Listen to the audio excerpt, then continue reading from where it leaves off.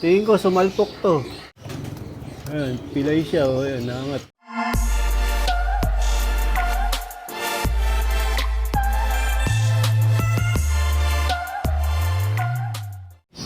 Welcome back mga kalapatids. Siyempre, bago tayo tumapak ng loop, tatapak muna tayo dito sa Campion Multicide Disinfectant. Tapos siyempre, yung ating mga ginagamit na mga supplements. Produkto ng Campion, mga natural na produkto. Nutrigano, Pure Oregano, Eurolibo, Respower at Nutriwin.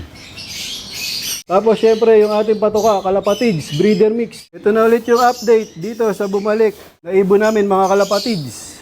Yan, maganda na yung dumi niya. Di na berdeng-berde.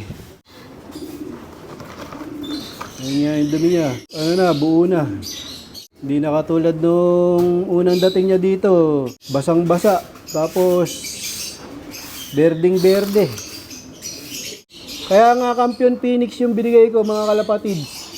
Kasi nga, nung panahon na nilalaban namin siya, meron siyang yung one eye cold na hindi mawala-wala.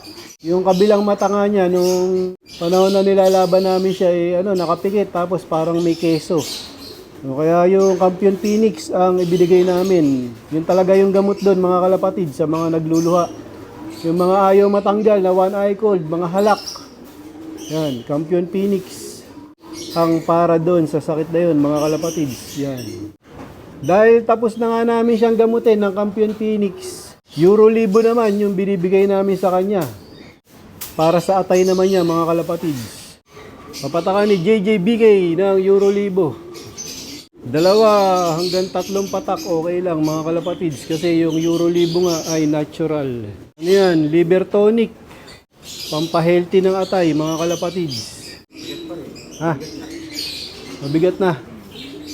Ibigyan namin yan ng kalapatids. Breeder mix ni Boss Ronald Gonzales.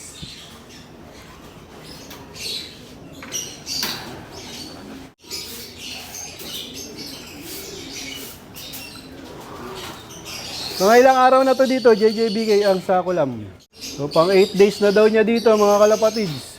Pero yan, uhustuhin namin na 21 days. 3 weeks. Para sigurado bago nga namin ilagay dun sa aming mga young bird.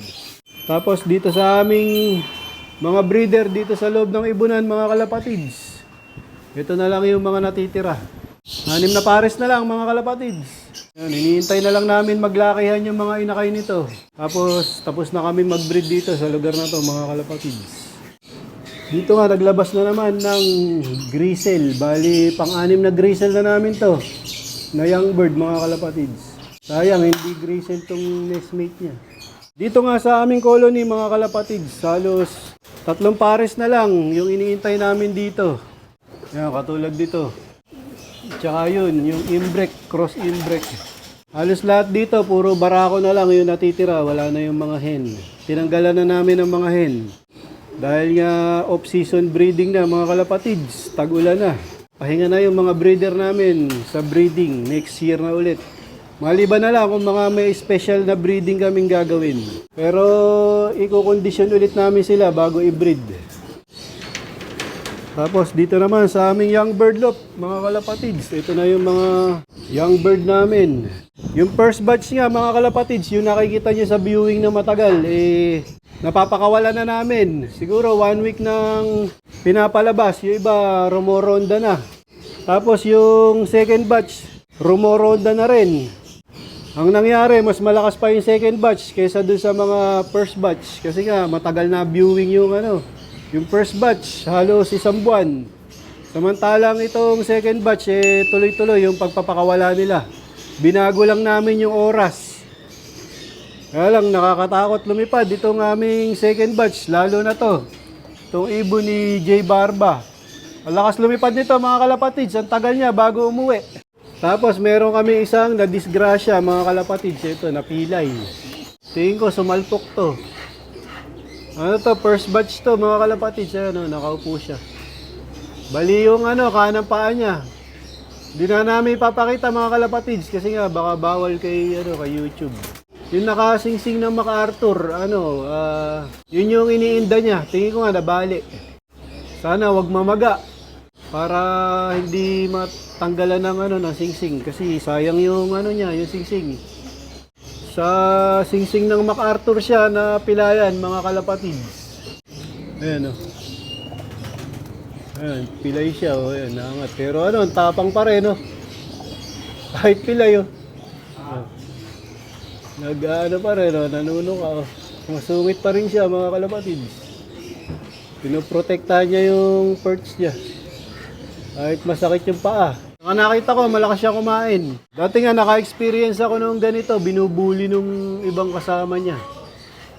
Pagka nakikita pilay, yung gumagapang, ginagawa nung ibang kasama niya, tinutuka siya. Pero ito, meron siyang sariling perch. Siga pa Kahit ako, tinutuka. Ayan yung isang paa niya. Hindi niya maitukod. Sana nga, gumaling agad yung paa niya, mga kalapatids, para maparonda namin siya.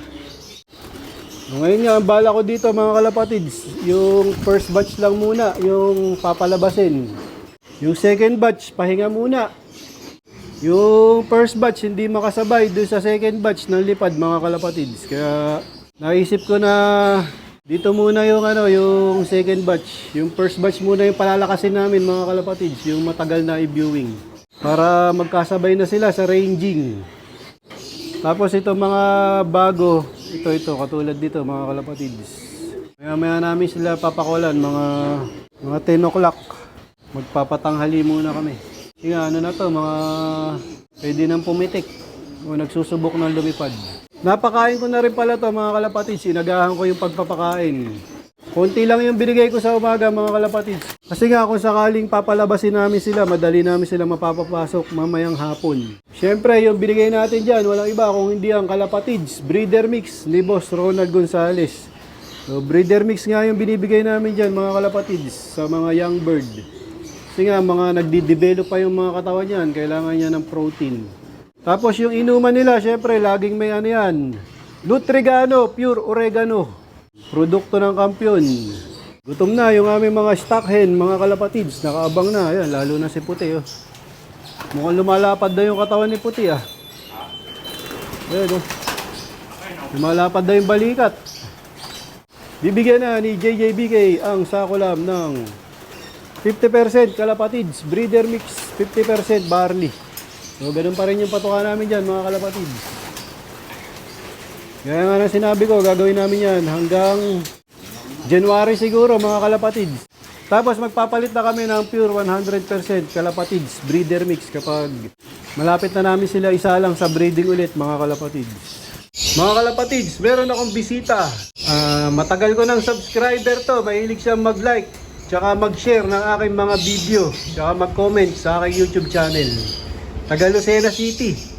Ako po si Gerald Abadilla. Thank you po pala kay Mami at kay Daddy. Pinayagan po pumunta dito. Tsaka shoutout po kay Mids, kay Lance, kay Johnny, tsaka kay Marvin. Tsaka kay Anjo po. Shoutout kayo. Ayos. Thank you po. Thank you, Gerald.